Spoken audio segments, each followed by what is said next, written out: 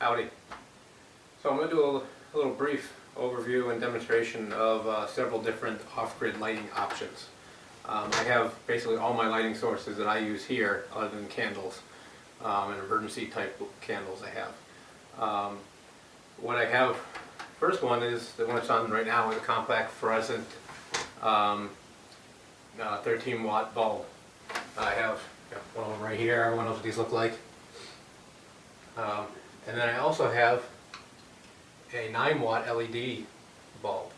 And I'm going to swap these out so you can get an idea of what the different lights give you. So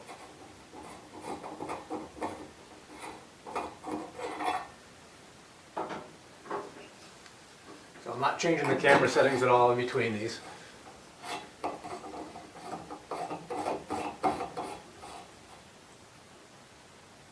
So that's a 9 watt LED, and I think it throws out more light. They're more expensive. These are fairly inexpensive now. They're more expensive, but they should last a long time.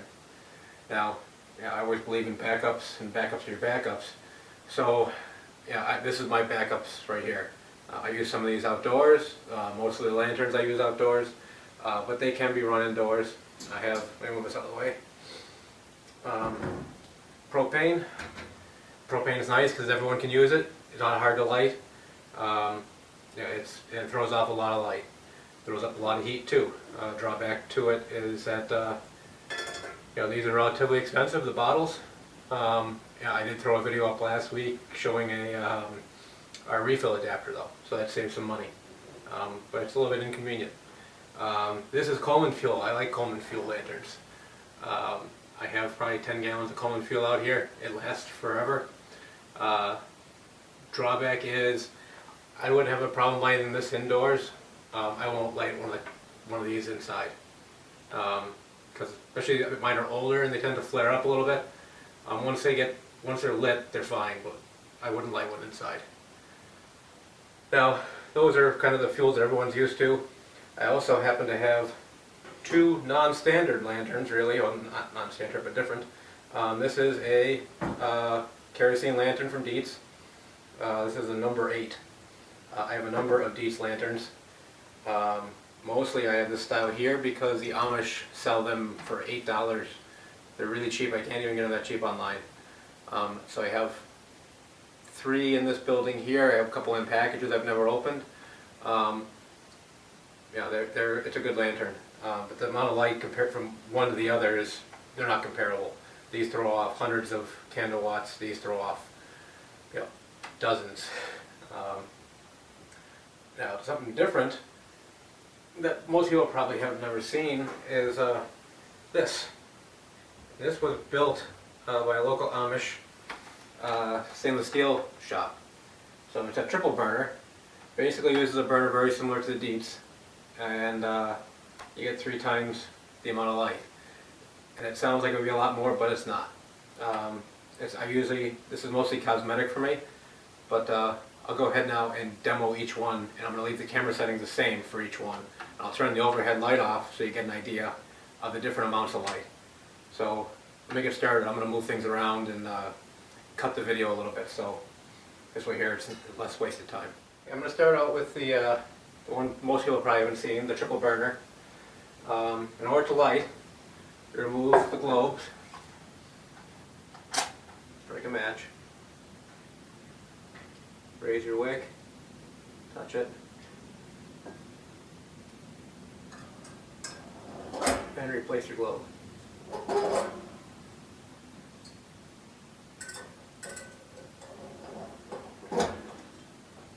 Lower your wicks.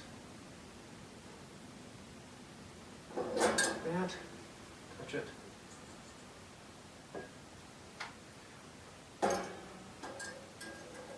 Okay.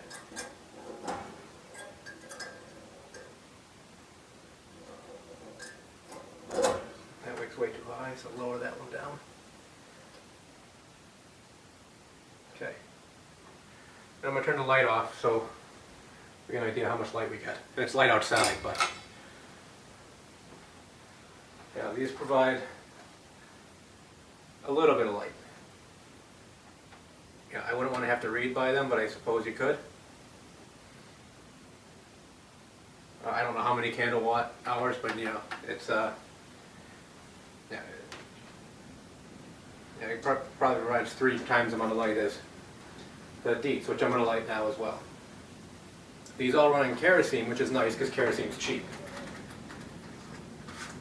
So, in order to light the Deets, you pull the lever down that exposes the wick.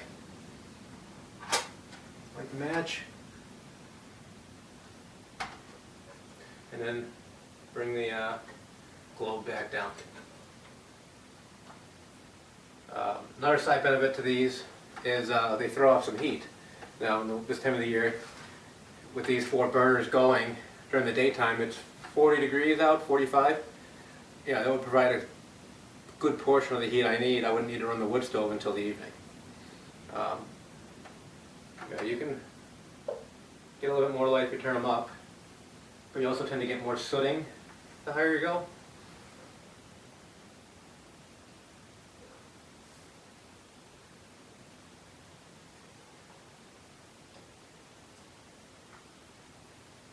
So, like I said, I like the kerosene lanterns, but they are my lantern of last resort for the most part.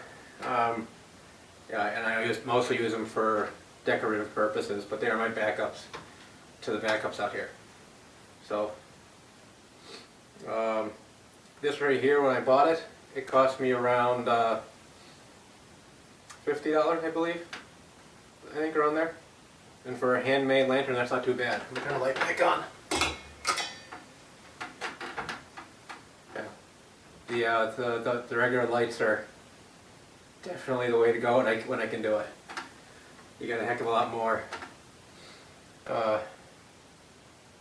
light, more ability. But these do throw off a fair amount of heat, especially the Deeps seem to throw off. Yeah, these have the reflector over top of it. There's a good amount of heat underneath there. So in the summertime that would be an issue. You don't really want to have to be throwing heat into here. I don't have air conditioning out here. But I'm looking at a pressurized kerosene lantern as another backup, and for the guest cabin. Yeah, that's something I'm looking to do, not in the not too distant future. I was running around $100. I could probably pick up something used on eBay for around $50. So, in order to extinguish, lift up the glass, blow it out. You will get smoke with kerosene. It's just the nature of the beast with these. Gotta get to the right angle.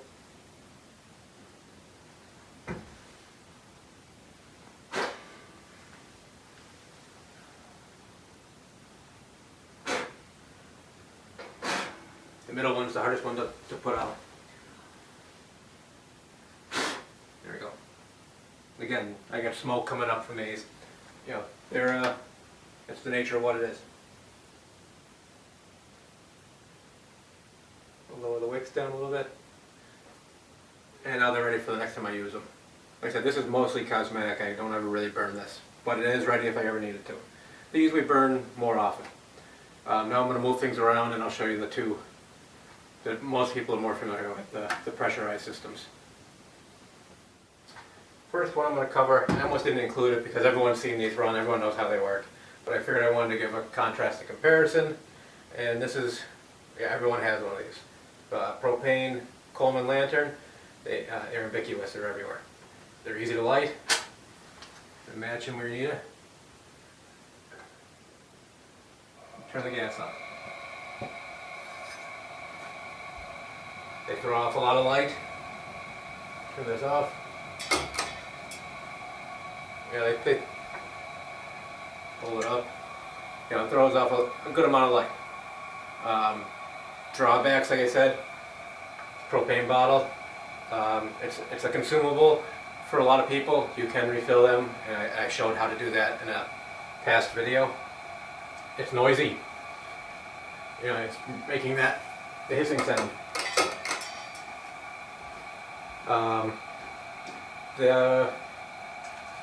the wicks, you know, they break, they're fragile. Once they, you know, you got to keep a whole bunch of them. I have dozens. It's just something, you know, you got to, it's just more, there's a lot of little things with them. But they're convenient.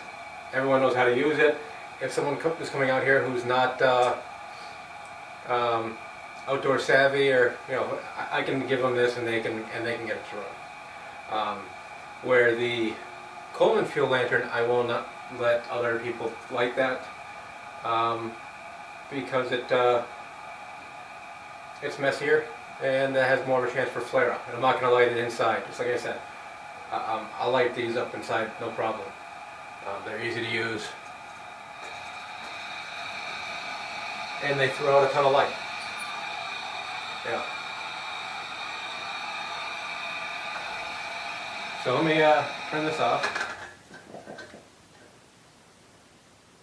and I'm going to go outside and light the other and light the Coleman fuel and bring it in. So let me go do that. Okay. Last but not least is the Coleman fuel lantern, which for outdoor use is my favorite lantern. I like the Coleman fuel lanterns, mostly because I grew up using them. So yeah, they're my favorite. These are all for me antiques. I buy them used off Craigslist. You can usually get them for $10 to $20. Same thing with the propane. You have a noise. If any pressurized system, you're going to have a noise. The older ones the newer ones don't tend to flare up as much. The older ones do, and I'm assuming it's a design difference between them. They throw out quite a bit of light. And I'm going to open up that valve all the way. Everyone's probably seen these, knows how to use them. You know, if you need a pressure, you pump them up more, open up the valve, pump them, and yeah, you can keep them going for hours.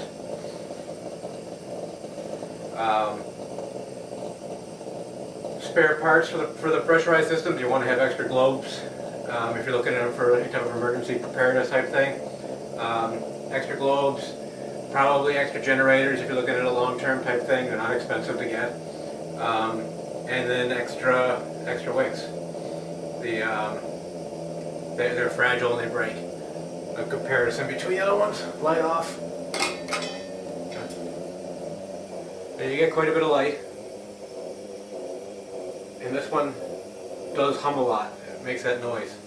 It's done that since I first got it. Yeah, and beyond this, let me turn the light back on. Beyond this, I also have the option of battery-powered lanterns. I wouldn't go to bed with one of these running. I'm not afraid of the CO so much. We sleep upstairs. There's quite a bit of space downstairs. You know, fire. I wouldn't want to go to sleep with any of these running. The battery-powered ones upstairs we leave running. I have a 3-cell Energizer emergency battery lantern. I have like 6 of them, several out here, several back in the city. And we leave those going all night long. The batteries last 500 hours or something like that on the lowest setting. It's obscene how long they go. Yeah, I put the batteries in there a couple years ago, and now they're just starting to go, and it's just because the batteries are getting old, not because it's used up the power. So you can run them 24/7 and provide some light. But yeah, I'm looking at, like I said, a pressurized kerosene lantern, basically a lot like this one. Again, I wouldn't let people who didn't know how to use it use it. I wouldn't let most people use it. I looked at the Aladdin lamps, and they look really cool. They look really fragile. Everything about them. So because of that, I don't have one. Maybe someday I'll get one, but not now. So yeah, so let me I went over Dietz lantern. This is the one I had out before. This is where we keep it all the time.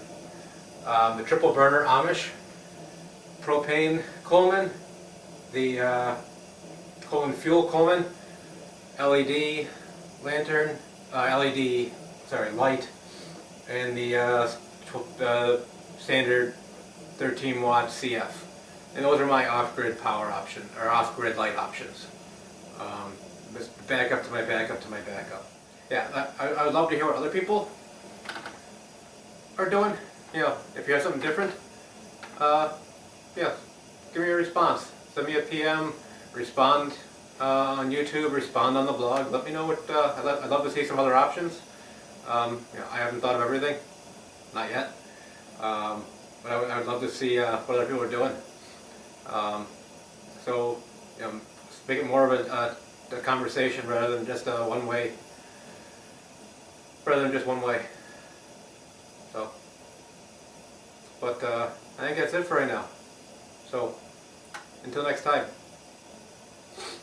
Thanks for watching.